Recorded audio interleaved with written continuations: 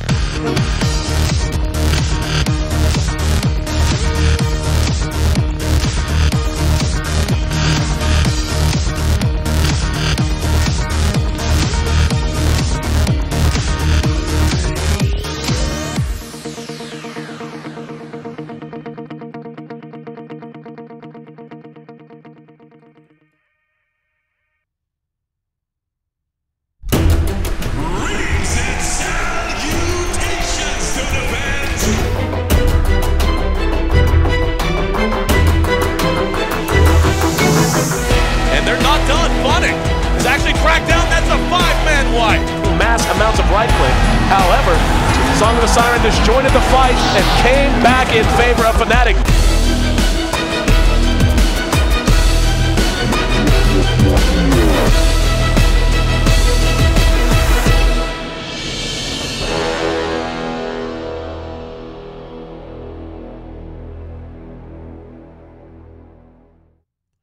And we're back. The series rolls on, and Empire's got to shake off a tough one. Game one looked like it was in the bag, looked like they had it. Na'Vi was kind of just reeling. They were back. It was like they got punched in the gut, just trying to catch their breath on their own side of the map. Then on the back of some fantastic RPs from Arise, suddenly they're barreling down mid. They're taking racks and taking the throne. And to quote you, Trout, I mean, let's call it what it is. You said it was one of the biggest throws you've seen in a while and one of the biggest throws you've seen in D2L. And I'm inclined to agree, man. Empire just seemed to have it locked down. But, you know, it was good individual play from Na'Vi, but it was also some mistakes from Empire. Yeah, the last mistake was all clumping up after a Naga Siren in their own base. Like, they knew everything was coming. They were clearly prepared because they had Song going for a good 7 seconds or so. I actually did go back because I was so curious about how that RP happened. So I actually went back and watched on the replay myself. And that was just all Arise, actually. Because they were actually spread pretty decently. There was like one hero when they were pushing that tier 1 or tier 2 in the bottom. There was like one hero to like upper left, one hero to the upper right, and one hero back. It was like a kind of like a triangle situation. And he just blinked right in the middle of all of them and got all three. It was very, very nicely done. And he did it at the same time that the Naga was split pushing top. And since there was already a response from the Razor up there, Team Empire was just figured, okay, well, they're responding to that. We should be fine here. But it was just a very heads-up play. And I would have to just say that was all Arise, at least for that first RP. So very nicely done from him.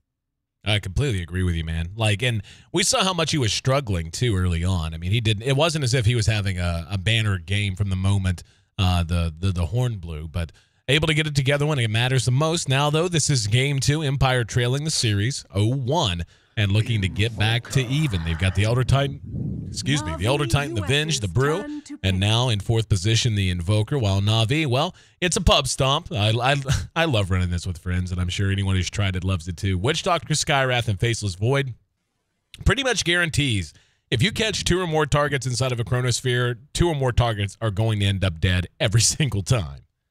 If they do have the Vengeful Spirit, though, which is very effective against the Faceless Void, we've seen this time and time again. I'm still interested with the Elder Titan pickup. I was a little curious with it last time. I know it's very good. I wasn't convinced that they ran it how they needed to last time. And like I said, it's not like they're picking it into where we've seen the Chinese do, for example, where they're picking it into a hero that needs, for your sake, to have that debuff of the natural order. I mean, I guess Faceless Void is okay, but outside of the backtrack, he's actually not very tanky at all. So, yeah, we'll have to see if they can improve a little bit on that. They also didn't really combo up the Air Splitter with the Naga Siren Sleep as well as you would hope. Yeah, I completely agree with you. Waiting to see what's they're going to draft out now. And against the Brew and the Invoker, especially if that's a Quas Wex Invoker, I very much feel like they need some kind of a frontline fighter. You know, Faceless Void, he can start a fight, but usually you want him to hang back a little. You want him to be to have a chance to be opportunistic instead of trying to always take your fights on the back of a chrono. I mean, if early on, if you're able to do so, that's fine, then you will. But they are going to feel a little thin if they don't bolster themselves a little bit now. And taking a look at the heroes that are available, like, it is amazing how different the drafts and the well, I mean, to a certain extent, I guess, but like compared to the East, like it just feels like there are more options, and there's a good one. Timbersaw answering the call I had just made, looking for a frontline fighter. They got one. Yep, I believe Korok will be playing this. I think he plays a pretty good Timbersaw, if I remember correctly. So he'll be in the offlane for that, I would imagine. So that would mean a one-position Faceless Void in the mix, which is fine. I still think it's fine. They have really nice supports to actually give them a lot of space early on. And I will say the good thing about one-position Faceless Voids is that you're guaranteed level 6 without really any resistance. Like, you pretty much get it no matter what. Whereas if you're off lane, you know, you get your levels a little bit slower, you're under some pressure, you're not going to have as much farm. So when you do hit 6, it's not like you're going to be hitting that hard. But a one-position Faceless Void, in that sense, you hit level 6 for free. You have probably treads, Morbid Mask at that time, unless you get First Blood and another kill. Then you actually have treads and your Mask of Madness. So in that sense, it's actually a little bit better. We'll have to see how they what kind of offlane they're up against. Yeah, I'm like you. I want to see how the lanes are going to work out. One position Faceless Void definitely is a possibility. There's also the option, if they wanted, of running the Timbersaw mid and isolating the Faceless Void against what they'll almost certainly assume is an offlane Elder Titan, and then trying to go aggressive with a Witch Doctor and a Skywrath. And there are a lot of heroes you could slide into that to make that work. Viper hasn't been banned if they wanted to go in that direction. They already have a good silence for the Brewmaster, so that's taken care of. The Doom was banned out by Na'Vi themselves. I'm just trying to think how they can continue to just round this lineup out. I actually feel like Empire's lineup is once again very well rounded, and we'll know what their lanes are going to be after this last pick, obviously, or at least have a general idea. But if you're a Na'Vi, what would you put in this next position? Well, if it's, I'm still wondering too, because like if it is a one-position Faceless Void, you'd want some kind of mid that does well. I would have said Puck. But they actually banned out the mag, which I think is smart for them. If it is going to be Timbersaw mid, and maybe they're thinking Brew goes mid, and we're like, we'll put Timbersaw against a melee hero. I still think Brew does fine. Then it could be something like a Potom, or yeah, something like that. But I don't know. It just depends on what they really want and what they expect Team Empire to do. Like, I still think I was instinctively thinking that Korok would be playing the Timbersaw offlane, just because if I remember correctly, he did play it very, very well in times past. Yeah, I'm like you. It seems like I remember that as well. It's still hard to tell. I really like Empire's draft this game, though. Very survivable. Good to have. They have two excellent frontline fighters.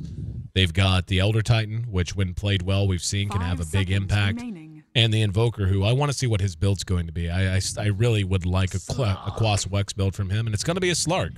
So, okay, so maybe a Rise Timbersaw then. Yeah, I think so. Fog, let's see who's playing what. But yeah, I don't know. Like with the Slark, you can still go aggressive. I mean, Witch Doctor, Skywrath, and Slark's really strong as an aggressive lane. And it'll just come down to what they're up against and what their potential is going to be. Select your heroes. We want to know your lanes, guys. Arise. Yeah, it's going to be Arise on the Timbersaw. It's going to be Ush on the Slark. Okay. I guess we'll just have to wait and see where they walk to, because that was that's a little surprising to me. Ush, we've seen play a pure one position. We've seen him play. Okay. Battle. So we'll be, Korok on the Slark, and it will be Ush playing on the Void. And yeah, they're going to play this with the Void out in the off lane, and then just a defensive tri-lane at bottom for Korok. So nothing too creative. I do like Slark against Panda. I've said this before. This was picked up a lot in the Chinese scene just because you can't really hold down a Slark even with the Panda split. So it's a really good tool to get away from the Panda with your Pounce. You can Dark Pack some stuns and slows, and of course the Shadow Dance. It makes you almost invulnerable to something like a split. But here we go. 5-man aggression from Empire with Solo and Silent out in the front.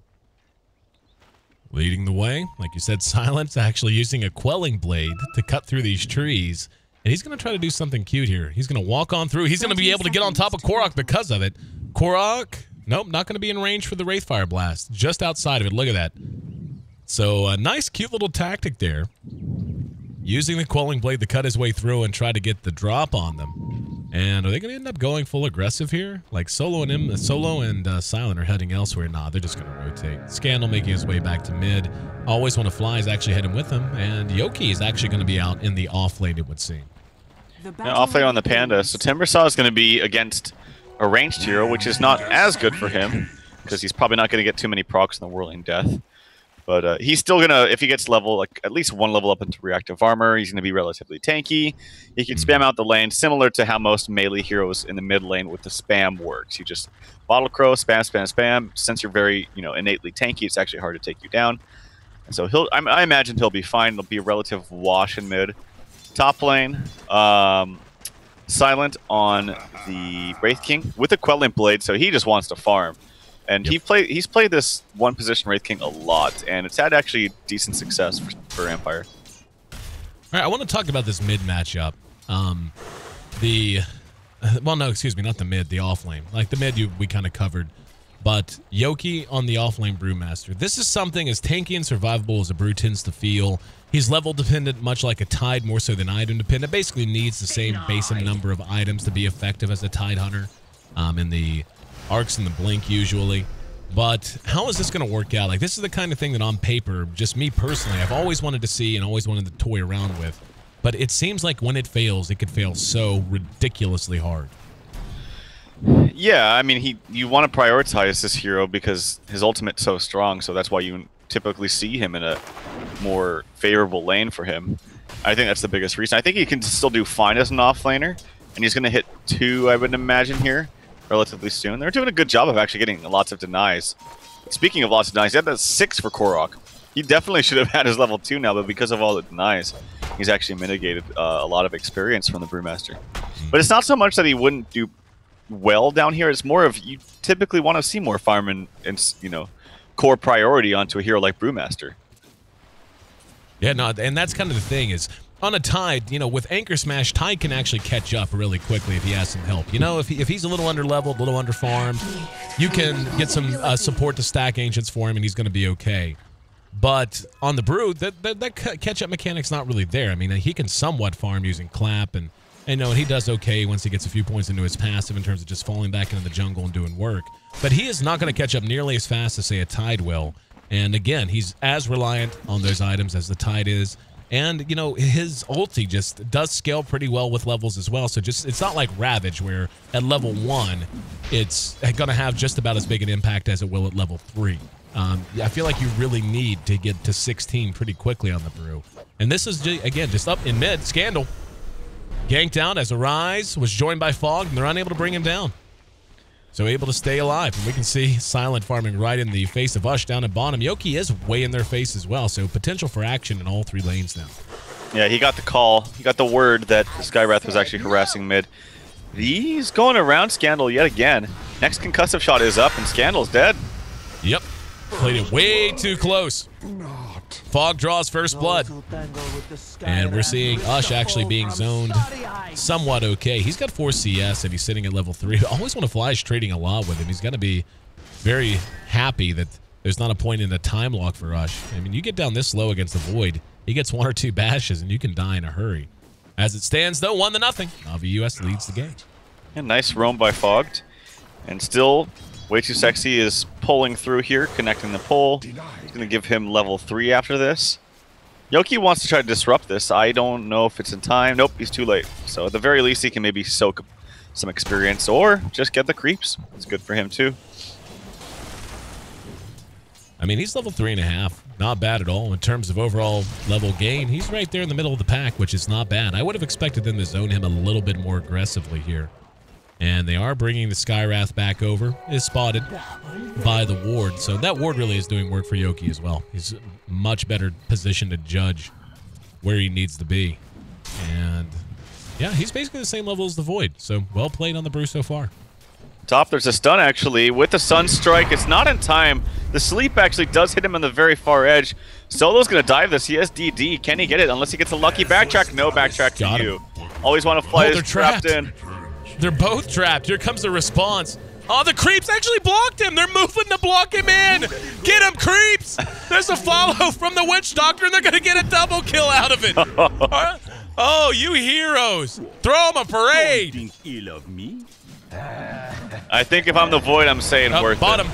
Another gank. Silence on the Yoki. And they actually don't follow it, as Fogged was grabbing creep aggro. And Yoki's actually going to benefit a ton from this. Now he's able to pull the wave back. He's going to be able to get 2 CS with the clap. And yeah, he's doing just fine and dandy down here. They have not been able to kill him at all. That's so good for Way Too Sexy, though. Like, he's almost level 5 now after that. Gets 2 kills, has something come on the courier. It's his Tranquils, I'm assuming, plus some other stuff, words. Very, very good for him. I mean, the dive was, I still think, good because you got a kill in the Void. You had a double damage. You wanted to make use of it. But I think if the Stomp comes out quicker, none of that happens. So, not exactly too quick on the Echo Slam, or the Echo Stomp, I should say. Really a fan of the creeps actually moving to the other entrance to the trees too to block him in. That was the best. Hero creeps. Solo's hanging out here with Yoki, anticipating a dive, anticipating something, but it's actually just going to be Korok. No, he's actually just going to go for it. There's the pounce. Solo did get caught by the clap. Solo's trying to follow him, gets the magic missile off. Such strike on the money. Empire manages to tally a good one. They're going to go ahead and try to dive mid though. And there's the silence, the chakram, and he is so dead. You know, why would you not, by this level, as an Invoker, level 6, have a value point in the Wex? Just one. Just probably greedy. Wants to get that double Forge Spirits up as fast as possible. That's what you aim for at Exor, but I agree with you. I think he should still have it, especially when the pressure is there. Like, Skywrath and Witch Doctor are very, very effective gankers. You've already been ganked once so far, so I agree. I think he needs 1 point. Yoki pounced and going to eat some damage from the Dark Pact. He's actually getting some evasion, though. Has 1 point into his passive, and that's unfortunate. The Korok's just going to... Korok is really in trouble, and he bounces and has to run around the outside. That is unbelievably frustrating. While Always Want to Fly has died up at top, and Way Too being pursued out now, trying to heal Silent. Got him. Here comes the rest, though. We're going to have a huge throwdown, perhaps. No, it looks like Arise. I thought Arise for sure was going in. Scandal catches him with a cold snap, and now Empire collapsing onto him. He's going to be able to Timber Chain up to the high ground. Fog is sitting there waiting. Just level 4 on Fog. Gets off the concussive shot. Arise. Caught and brought down from behind. Couple of unnecessary deaths in a row. Na'Vi does lead 5-4, and they're playing like this is just Empire style, playing ultra aggressive. And I wanted to take a look at, even though we're just 7.5 minutes in, where this stands. It's about a 500 gold lead right now for Empire. So they are continuing to build a little momentum for themselves. Yeah, really nice play by Yoki. Just circling around the tower, and that's what I'm talking about. Even if you're a little bit faster than the other hero, it doesn't matter against huge terrain objects like that in the field. You can't actually do anything, and it's actually really hard to target your pounce because you have to, like, click. Oh, actually, hold that thought. Action top. Yep. Chrono on Always Want to Fly. Got him. Easy, very easy. Easy. Yep, exactly. 6-4, Na'Vi US, and okay, let's start to talk about the flow of the game. We're at 8 minutes. We're beginning to see a lot of movement across the entire map. Korok has been relatively static, as you would expect. He's got 600, 700 gold-ish. I would imagine he's going to go for that early blink again. Given the situation in this game compared to last, do you think they farm Korok maybe a little bit longer than they did before they start to move him around, or do you think that they just immediately start to get him active as soon as he has blink? I think he can still get active. I mean, I still wouldn't think that Midas would be a bad choice, because I think that this is a hero that can still get active with without extra items like a drums or something like that. Actually, action onto Yoki, might have to pop his ulti, and he does before Fog gets the silence out. So at the very least, he does get that off and he won't die. Trying to pursue somebody. He's all by himself for the time being. Maybe he can block Fog here. He does. I don't know if he has the damage, though. He's going to have to disengage. Yep. Rock came in, and he's going to be reassembling. He already walked back his Earth Panda, but they're going to be able to re-engage off of it. So Empire trying to be aggressive. Echo Stomp caught Korok, but didn't catch a Rise or Way Too. So they wind up securing yet another kill. 7-4 now. And beginning to feel that momentum build for this Na'Vi US squad. And it is worth mentioning, they actually have a very snowbally team. You know, Timbersaw, Good start. If he does well early, can snowball really well. Same with Void. Meanwhile, it's much more of a grinded kind of an approach for Silent on the Wraith King. He needs space, he needs time, he needs farm, he needs levels. He is doing well sitting atop the CS chart right now, and he did go minus here what in a mid, cask! And that cast continues to bounce. They are going to try to turn it around, but way too in the meantime. Got off the Death Ward. Just no follow as he was left alone. Ends up being a 1-for-1, though. They trade Fogged for the Invoker. The Invoker well worth that trade. Arise caught from behind with a Magic Missile. They're flanking around the side. Yoki, having already used Split, can't do much. Ush has a Chrono right now. 1 second. Arise makes it to the high ground. Oh, the Echo Stomp actually stopped him from chronoing. That's such a big play from Always Wanna Fly. He was waiting to go in. He was waiting on the Timber Chain, waiting to go and chrono 2-3 targets, and couldn't do it because of the stomp. Well played. Yep, he definitely gets the kill, I think, on the Venge. But Timberstomp might have still died there, but nonetheless, nicely done, whether that was intentional or not. Silent, he has his Midas up. No surprise there. He loves to just farm on this Wraith King. He has got a little bit active. 1 kill, 1 assist under his name. Putting some damage onto Ush Walmart. And not going to get the kill. And actually, I think I heard a TP. It's actually from the side of Empire. So Solo's here ready with a swap and a stun. If there's another stun that comes out from Silent, they get this kill. But I think he's spotted by this ward placed out right there. Yeah, I think he's in vision of that now. Yeah, he should be. Yep, he's not going to fall for it. Ush playing further back. And both sides stabilizing a little bit.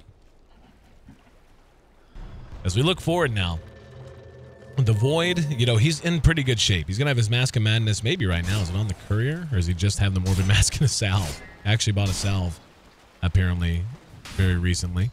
Does still have his Chrono. Silent. Level 10. He's going to have his level 2 ulti soon. So Silent's doing quite well for himself. Solo may get spotted out here in the secret shop, and he will. Way 2 runs right into him. There's going to be a Magic Missile. There's going to be a Sunstrike to follow. It's off the mark, though. Little short. Solo does swap him, and the Wraithfire Blast behind. Here's going to be a 2-man Chrono, and the follow-up from Fog. They're trying to blow Solo up. Here comes the Rise. Secures 1 kill, and Silent getting some help from Always Wanna Fly. Still, he has his ulti. Let's see how hard they want to pursue this. They're going to chase him down hard. They want to put it on cooldown. There's going to be the Time Walk ahead, and there's no response headed to top from Empire. They should. Oh, nice Echo Stomp. Well timed, and they're going to get Ush in response. Arise comes through, trying to catch Always Wanna Fly. Silence the next target, and Korok able to catch him from behind with the pounce. Arise finishes things off near the side shop. Scandal trying to engage, but they will lose. The Wraith King for the second time. Mana pools are very low for this Skywrath and this Timbersaw. And now Solo's back up and will engage, and Arise is dead. They should have disengaged a while ago. Their mana pools are so low they can't do anything. They're completely ineffective. Now there's going to be a cast. It's just the Solo onto Solo. And he's going to end up dead, but there's the Death Ward, but stunned out of it. Scandal's low, and Korok continues to keep it rolling. More TPs heading into this top lane. 1 from each side. Solo's dead. Is anyone going to come back in? Always Wanna Fly. Doing what damage you can with the Ancestral Spirit, but an absolute bloodbath in top lane, and we're not done. Korok re-engages. There's an Echo Stomp. Doesn't matter. That fight went on so long, basically everyone respawned and TP'd in at one point or another. Ends up favoring Na'Vi US 14-11. This is why Slark is so good at long out engagements if he doesn't die. He was so close to dying there. Korok pounced away at a vision with like 150 HP. Hold that thought. It's not over just yet till the Fat Lady sings. Silent is getting aggressed here. Oh. Does not have an ult. He already used his stun, and he's going to fall a second time right after he just respawned. Here comes Yoki with a split, wants to get something done. But Void is just going to time walk out. Korok has his blink, and this is kind of turning into a snowball disaster here for Empire. Korok just hiding. Like, just flat hiding. And that's a good blink for him. He's taking his time. He's like, yeah, gotta get a TP. Gotta get a TP. Is he actually stuck? No, he's not. I was going to say he should have. Yeah. Looked like he was. He's actually going to go for an Orchids. Nice. I like that pick a ton against this team. That, oh man, we all have our tendencies and stuff that we suggest and think about. And hang on, Korok actually walks into a whole team just about. Actually walked into 3 heroes, but able to make it away. He has 4 behind him, or 3 behind him, so 4 total. But doesn't look like they want to engage there. There are so many situations where I feel like just getting an Orchids actually can help. I mean, heroes that normally wouldn't get one. But it's an amazing item. I mean, it's not like it's a bad item in most cases. And against the team where you can silence an Invoker, silence a Brew, that's a big deal. It's actually really good against 4 heroes on their team. I would say the only hero it's not that great against is the Wraith King. But you have silence. Has to run. Solo swaps just to try to make sure he saved him. Gives his body by... Oh, beautiful Earth Splitter and the Chrono now from Ush. Got him and Silent. Silent was the one swapped. Arise will survive the Sunstrike. And now back up again is going to be Silent. Immediate blink as he makes it back, but now his ult's back on cooldown for another 2.5 minutes. And there's another Echo Stomp. That Echo Stomp was really good, as was the Earth Splitter coming from Always Want to Fly at top. Scandal harassing the hell out of this poor Witch Doctor who has to heal himself up. Now we're going to have Silent caught again. His ult is on cooldown. He can't do anything while he's Shadow Dance. Wraithfire Blast going to be up as soon as possible. No, follow up from Ush. Always Want to Fly next on the list. Yoki does have his split. Doesn't want to spend it yet. Korok caught from behind, so they end up going 1 for 1. And in this context, I actually feel like that's better for Empire. Solo, ooh, swapped him out of the Sunstrike. Doesn't matter. They're going to be able to get the kill anyway. Double kill for Yoki. And Empire, just as it looked like they were beginning to lose momentum in a big way, gets a couple of big kills, dropping the Timber and the Slark. And yeah, they were actually back to even. Now things beginning to trend downwards just a little bit, back in favor of Empire. This is a crazy back and forth match, man. Yeah, it's been a while, to be honest with you, to see this much action in a game. It's really fun. And I think Korok actually could have lived there. I checked his cooldowns right when he got stunned, and I believe he had both Pounce and the Dark Pact up. Maybe he was scared to Dark Pact because he would obviously takes a little bit more damage himself, but very nice response from Empire. The only problem, though, is that this Wraith King has just died 3 times in a row. Yep. And this is a hero that Silent loves to farm a lot on, and he's not going to have that in progression that he normally expects to have at this time. He's got Midas and the Blink Dagger, which is still fine for fighting, but you really have to fight when your ultimate's up. And so when it's not up, like right now, this is when Navi US can capitalize. Well, you know, it is a Wraith King, so I mean, it's just the function of the hero. But when you say he's died 3 times, it's not like they have a ton of mana burn and he's dying because he's getting hit with like an Invoker EMP. He's got Invoker on his side. So he's actually dying 5 and 6 times as of right now. Right. That's how many times. So, I mean, like, that shows you just how weak they are at the moment. Doesn't mean they can't fight if they engage correctly. In fact, they're going to do something sneaky. Solo has been maxing his Wave of Terror along with Magic Missile. So they go on into Roche, and they're going to use that negative armor, the Alacrity, and the Forge Spears to try to sneak one. And we'll see if they figure this out. And, you know, this is the kind of thing, you see a Vengeance and Invoker on your team, you have to assume this can happen at any point. Like, it's just so easy for them. Look how quickly Roche is dropping.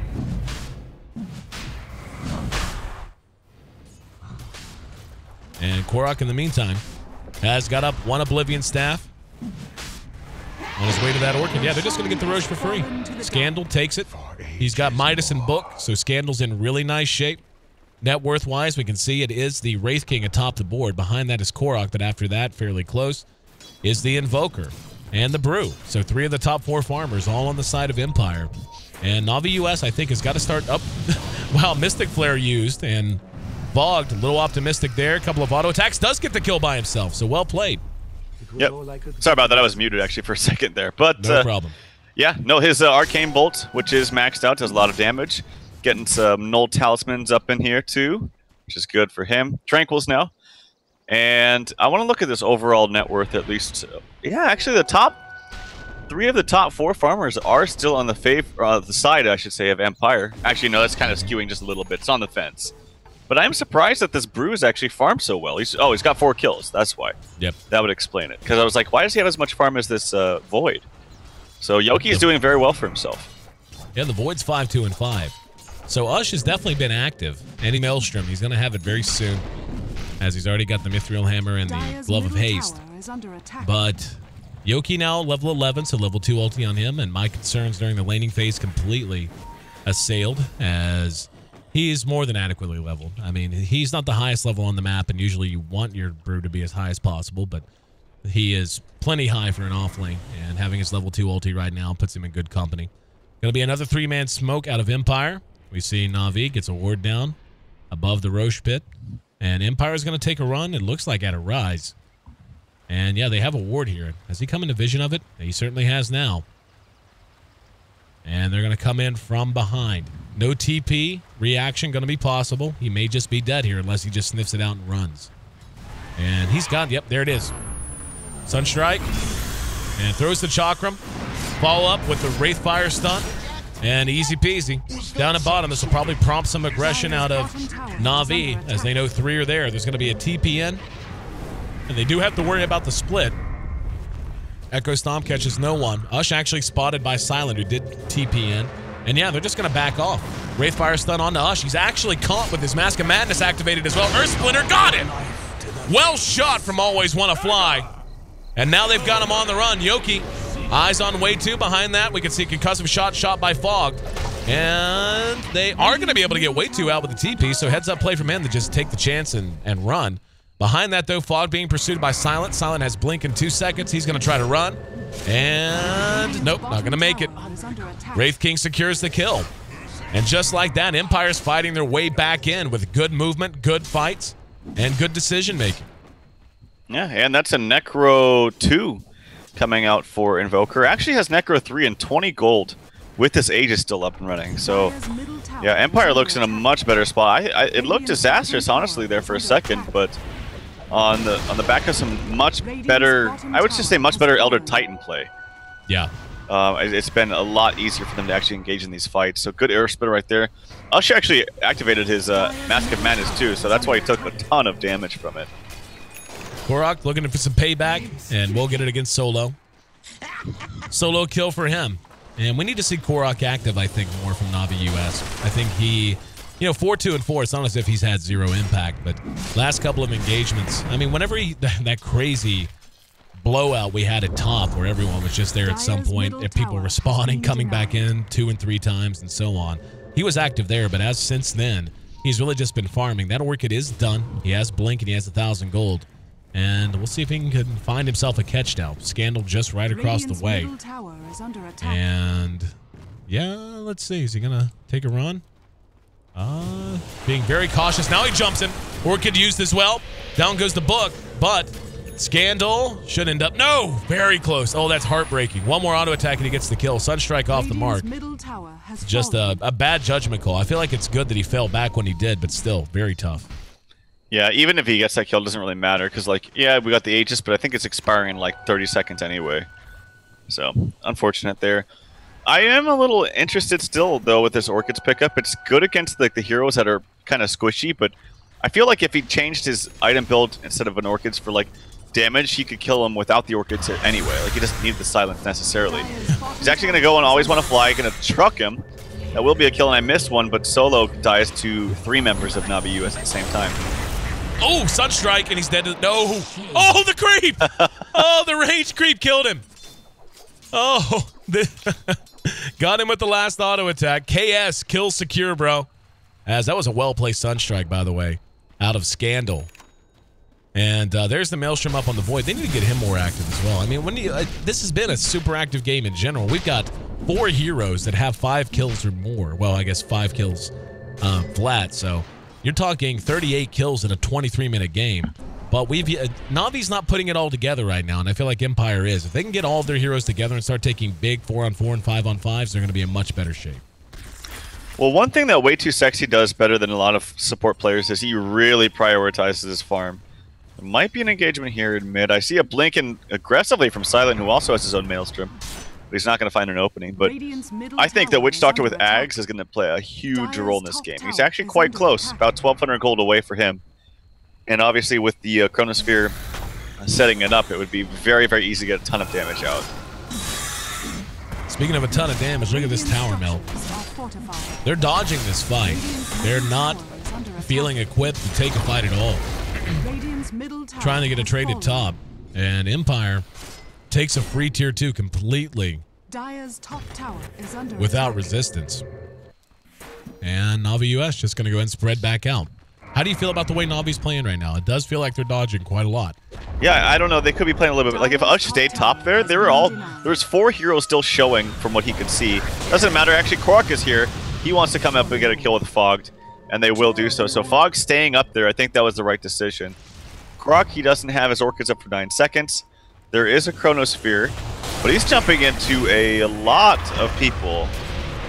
Here comes Ush. There's the Earth Splitter and the swap, actually. And they do manage to bring down 2. Now the Chrono, always want to fly engage, and he's going to decide to run. Good call. Yoki's there to follow it. Pounce gets Korok out of trouble for the moment. Ush, though, not so lucky. Silence on a killing spree. And just hanging around a little too long. If they'd have just taken the 2 and gotten out, maybe even spent the Chrono to escape. Are they going to get Korok? They will. That is a disaster. Getting the Invoker is a big deal, but then you lose your Void and your Slark. Bad, bad times right now for Na'Vi US. They still lead in terms of overall kills, but we can see this gold graph is beginning to get in favor of Empire significantly. But more importantly, the time it's going to take for Silent to really hit critical mass on this Wraith King is getting very, very short. Yeah, he actually almost has an Assault Crest. I think he... Oh, wait, not an Assault Crest, sorry, but a complete Mjolnir. Yeah, and he does.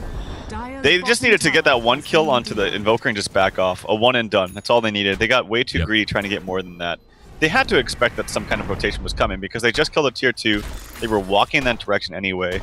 And since they just killed the Invoker, you maybe suspect that, hey, they were probably trying to come and help him. So just a little bit greedy there, actually, from the Slark and Void.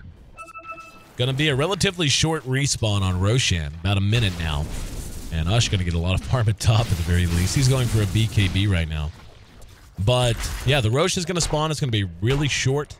And this should be very easy for Empire to take if they care to. At top, we can actually see Ush engaged upon Sunstrike. Nope, doesn't matter. Did he backtrack? Was that off or did he backtrack it? It was actually really close. I couldn't even tell. I think it was off, though. Yeah. I think he was just trying to get it to where it isolated with just Ush because there were creeps nearby. But nonetheless, not able to get that kill. I don't know if he gets it anyway. Would have been close. If he activates Mask of Madness, maybe. Now there's smoke out of Empire, and I like this. I love the way they're playing. Like, they have a really great late game hero. Have 2 really good ones, actually, in the Invoker and the Wraith King. But they don't want to get to the late game just by sitting and farming statically. They want to be dynamic about it. Silent could be in trouble if they catch him. There's a blink over to the side shop. In the meantime, there's still 4 moving smoke. Through mid, they're going to catch a rise. There's the swap, and it's super dead. And that's a big loss, another one for Na'Vi US. And wow, they almost got Ush with a Wraithfire Blast. It's getting to the point they might consider high ground here. Yeah, well, I actually think Na'Vi US has tools to take it because look at Way2. Just picked up his Zags. This is spotted out by the Elder Titan Spirit. So at the very least, they know this is here. I hear Slark in the backfield. Yeah, he actually tried to go in and engage, always want to fly. Now he has to use his Shadow Dance and run, so trying to be cute about it, but now he's not going to be in a great position to fight out at the Tier 3. And with all these summons, with the Forged Spirits in the Book 3, there's going to be a Chrono. They're going right on the Scandal. Can they get him? They got him. Brew hasn't split yet. Now they're going to re-engage on Ush. There's an Earth Splitter thrown out. Silent still up front. Arise comes back in. 2 down, though, as they did lose the Elder Titan. Yoki still hasn't used Split. Still chasing out Arise, and Arise is going to be able to make it away. In the meantime, Fogged and Korok helping to clean up the rest of the backfield. And they're going to come back out. Korok got Yoki. Yoki's going to have... No, he got silenced. So they have the damage. Korok will end up dropping. They do manage to proc the ulti from the Wraith King. In the meantime, Yoki still silenced, but now has Split, and they're going to end up getting a triple kill with Silent. It's a 3 for 4 when all's said and done. Only Arise is still standing, and once again, the greed of Na'Vi US blows up in their face in a violent way, as they really had a 1 fight there and then over-pursued and paid the price. Now TP's coming in. That'll be enough to save the rack, so this isn't that bad for Na'Vi. Could get bad, though, if Korok ends up dead here. He just fought back. Okay, he does have his ult. Yeah. Yep, there's the split. Are they going to turn this around? There's Rock onto Arise. He makes it to the high ground, but Korok going to be lifted by the storm aspect. Will come down to safe landings, though. And they managed to keep their racks up. Like you said, it cost Korok a buyback, however. And the net worth chart is really beginning to spiral. We could see 18,000 net worth for Silence Wraith King now. 4,300 gold in the bank. Roche is likely to be theirs if they want to try to take it right now. And we'll see. Like, it looks like Na'Vi's aware of it. They're going to try to take a desperation fight here. They better get here soon, though. Look how hard and how fast this Roche is dying. Yeah, that's without Forge Spirits as well. And speaking of, he's TPing down here now. They want to fight. I will say, hopefully, Way2's able to position himself a little bit better because last time he literally cast no spells and died unfortunately, to his solo Wraith King. So hopefully he's able to... And to be fair, it wasn't like the best chrono either. It caught only one hero, and then Solo walked into it trying to swap, but because he was on the outside of on the opposite end, it just didn't have the proper range. Right. But I think it could have been a little bit more effective with the Witch Doctor ulti to have a good chrono. But yeah, way too. He just kind of walked up. He didn't cast anything. He was being very, very frugal and patient with his ulti, trying to find the best possible situation.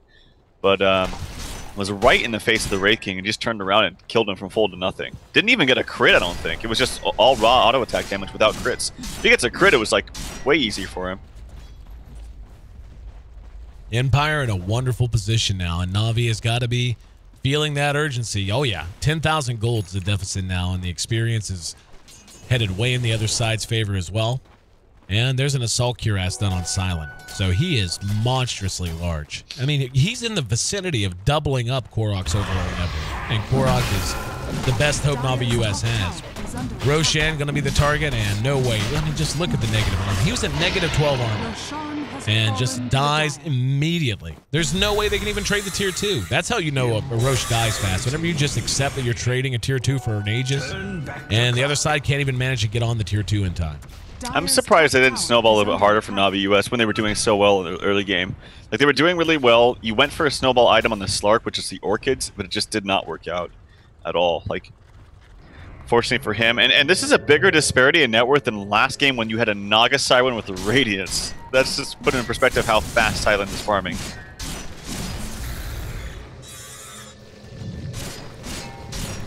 Well, might be tier 3 time for realsies. BKB down on the Void. They're going to have to hope that's enough, because they have to mount a defense.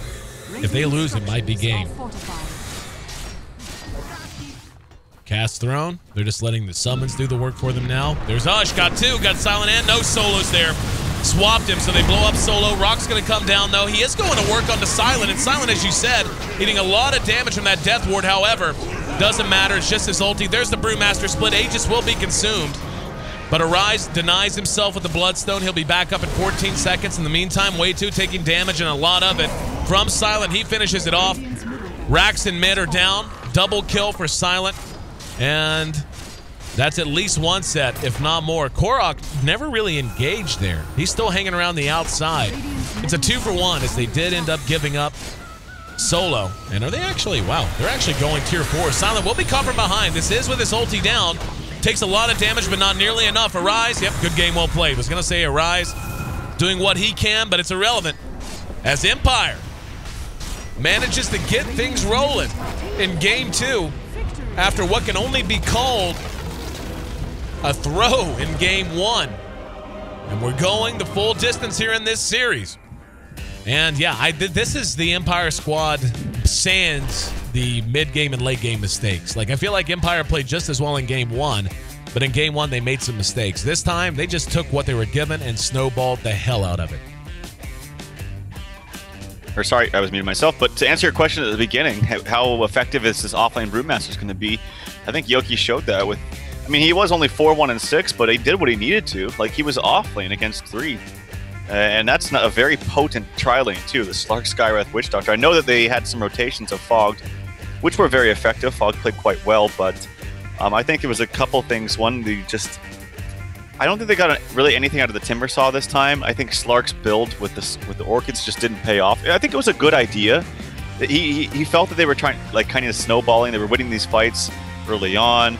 He was thinking he could go on the backside and silence the Brewmaster to make sure he doesn't get the split off, but it just wasn't enough damage. And they weren't really able to utilize this Witch Doctor ulti with the Ags either. I don't think I really saw it too effective at all once he got it. But Silent also, he has this very niche set of heroes, like Wraith King, the Gyrocopter, a couple other that the Potom actually is really good. His Luna is very effective, and when he gets these heroes, he just feels way more comfortable compared to other heroes that we've seen him play. And as a result, you see him with ridiculous amounts of farm. Well, we're going to see if he can find ridiculous amounts of farm again as Game 3 is coming up in very short order. Don't go anywhere, guys. We're actually going to be getting this game rolling as quickly as humanly possible as we are behind schedule. This is the D2L Season 5, brought to you by HyperX. I'm EC, and that's Trout. We'll be right back with, again, the conclusion of our leadoff best of 3, Na'Vi US versus Empire. Knotted up 1